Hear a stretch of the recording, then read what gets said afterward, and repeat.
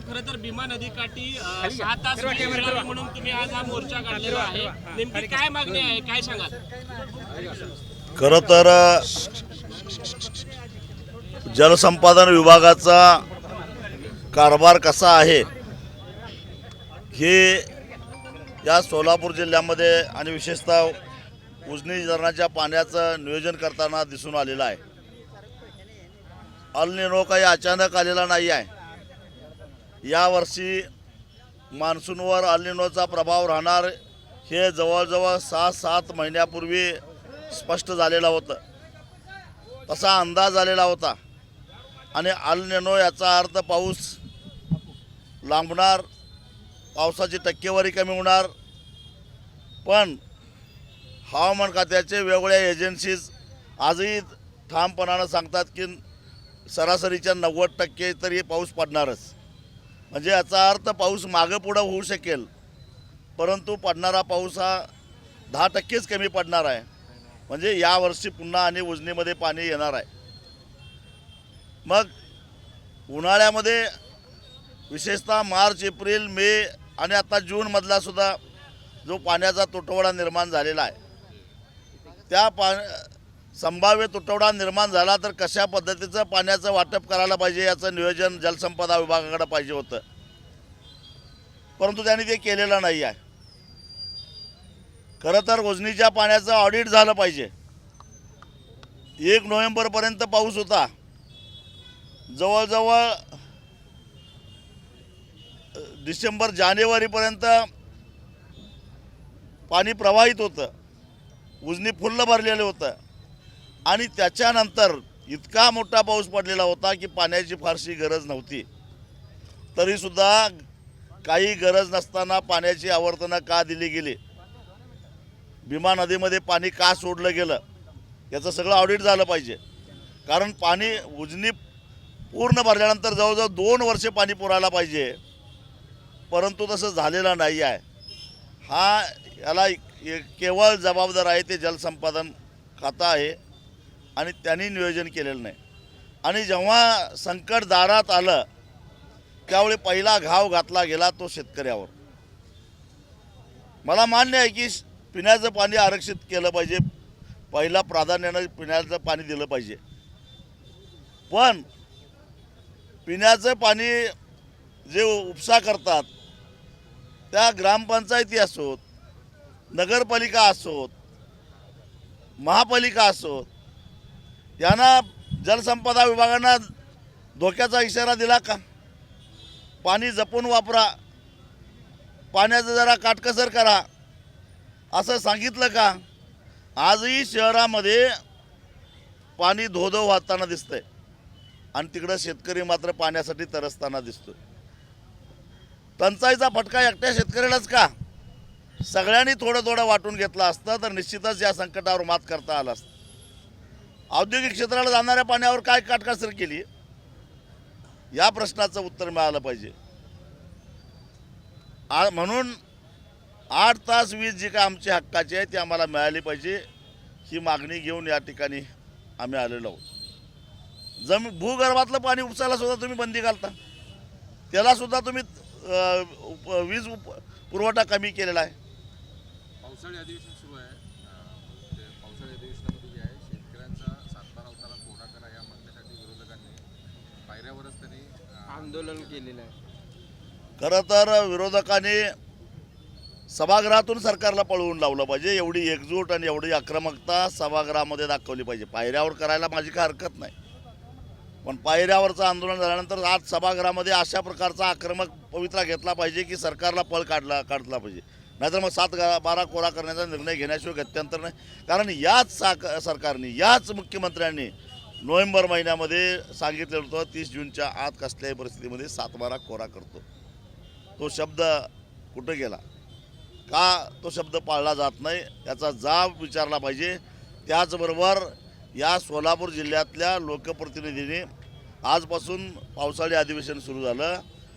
या अधिवेशनामध्ये हा जो काय गलतानपणा जलसंपदा विभागाचा आहे, त्याचबरोबर पाण्याची जी टंचाई आहे आणि ती कृत्रिम टंचाई ज्यांनी निर्माण केली त्यांच्यावर कारवाई करण्यासाठी काय आज आवाज उठवणार आहेत शेतकरी पाण्यासाठी तरसत असताना एक काही सन्माननीय अपवाद सोडले तर एक सुद्धा लोकप्रतिनिधी शेतकऱ्यांच्याकडे फिरकायला तयार नाही.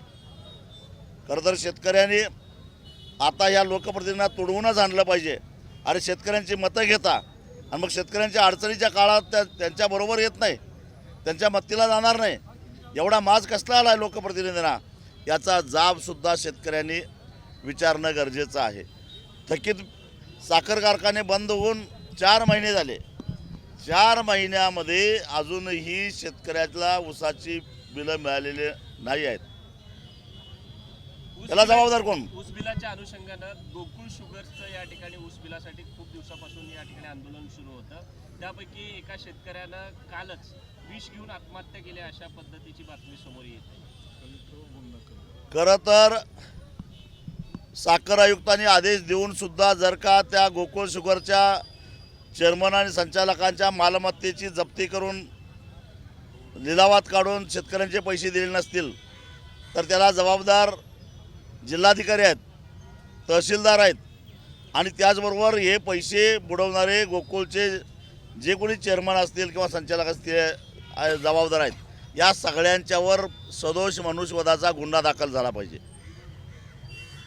तुम्ही काय भेट वगैरे घेणार आहात का त्या शेतकऱ्याच्या आत्महत्येला? हो, माझा प्रयत्न चालू आहे. त्या ठिकाणी निश्चितच मी जाईन. परंतु मी शेतकऱ्यांना एवढाच सल्ला देईन, आत्महत्या करण्यापेक्षा ज्या हरामखोरांनी आपले पैसे बुडवलेले आहेत त्यांच्या घरात घुसा, भांडीकुंडी बाहेर काढा. आपलं कर्ज थकल्यानंतर आपली भांडीकुंडी जप्त केली जातात का नाही?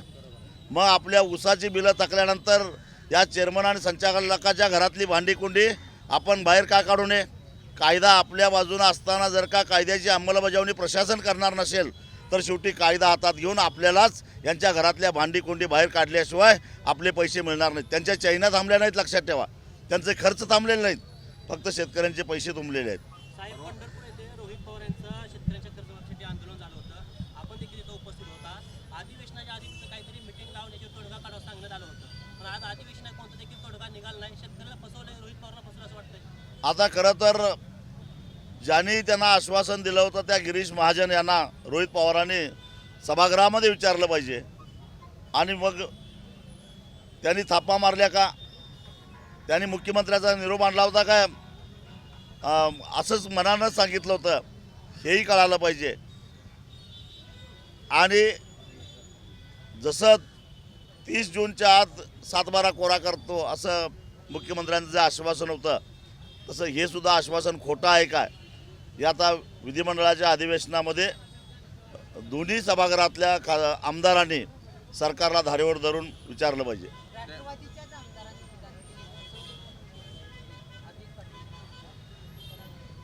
सरकार जर फसवत असेल तर मग आमदार म्हणून आपण तिथं गेलेला आहात, तिथं सभागृहामध्ये तुम्ही काय करणार आहात? याही प्रश्नाचं उत्तर मिळालं पाहिजे. आणि त्या माझ्या माहितीप्रमाणे त्यांनीही स्वतः शेतकऱ्यांची बिलं अजून सगळी दिलेली नाही आहेत. ठाकरे सेनेचे 6 खासदार फुटून आता शिंदे गटात जात आहेत. कालच राज ठाकरेंनी असं विधान केलेलं आहे की जर हे फुटून खासदार शिंदे सेनेत जात असतील, हे भाजपमध्ये सुद्धा जाऊ शकतात. मात्र शिंदे सेनेतच का जात आहेत? कारण भाजपमध्ये अंतर्गत कलह खूप मोठ्या प्रमाणामध्ये चालू आहे. 1 वर्ष थांबा, त्यानंतर तुम्हाला जे रिझल्ट असतील ते दिसतील. नेमकं काय चालू आहे? खरं तर इथं लोकप्रतिनिधींचा घाऊक बाजार चालू आहे, घोडे बाजार चालू आहे. आणि दुर्दैवानं इथं मतदारसंघामध्ये शेड्डू ठोकणारे तथाकथित मजबूत कणखर नेतृत्व तिथं स्वतःला विक्रीस काढताना दिसत आहेत. ही भारतीय लोकशाहीची अत्यंत केविलवाणी परिस्थिती निर्माण झाली आहे. त्याला काही अंशी मतदारसुद्धा जबाबदार आहेत. कारण मतदारांनी सुद्धा यावेळी 1,500-2,000 रुपये घेतल्याशिवाय मतं दिलेली नाहीत. आणि जर लोकच विकाऊ असतील तर त्यांनी निवडून दिलेले लोकप्रतिनिधी हे निश्चितच विकाऊ निघणार, हे आधीच बाबासाहेब आंबेडकरांनी सांगितलेलं होतं, हे लक्षात ठेवा. भाजपमध्ये अंतर्गत कलह सुरू आहे का? भाजप हा पक्ष नाही, हे एक टोळकं झालेलं आहे. आणि काही करून सत्ता ताब्यात ठेवा, यासाठी जे काही करायला लागेल ते कमरेचं काढून डोक्याला गुंडाळा, पण सत्तेत राहा, या प्रवृत्तीचं एक टोळकं भाजपमध्ये तयार झालेलं आहे. आज महायुतीचं विधान परिषदेचा निकाल लागलेला आहे. महायुतीचे अनेक उमेदवार निवडून निवडून आलेले आहेत ते जल्लोष साजरा केला जातो. मी आत्ताच सांगितलं की या ज्या विधान परिषदेच्या निवडणुका झाल्या त्याला मतदान करणारे सुद्धा मतदार ही काही सामान्य मतदार नव्हते, ते लोकप्रतिनिधीच होते, नगरसेवक असतील किंवा जिल्हा परिषद सदस्य असतील.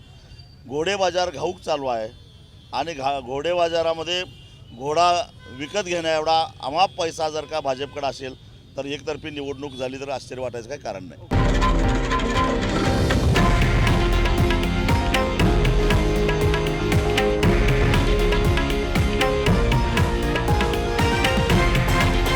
हे आहे देशातील नंबर 1 न्यूज नेटवर्क आणि आपण पाहत आहात TV9 मराठी, एकमेव.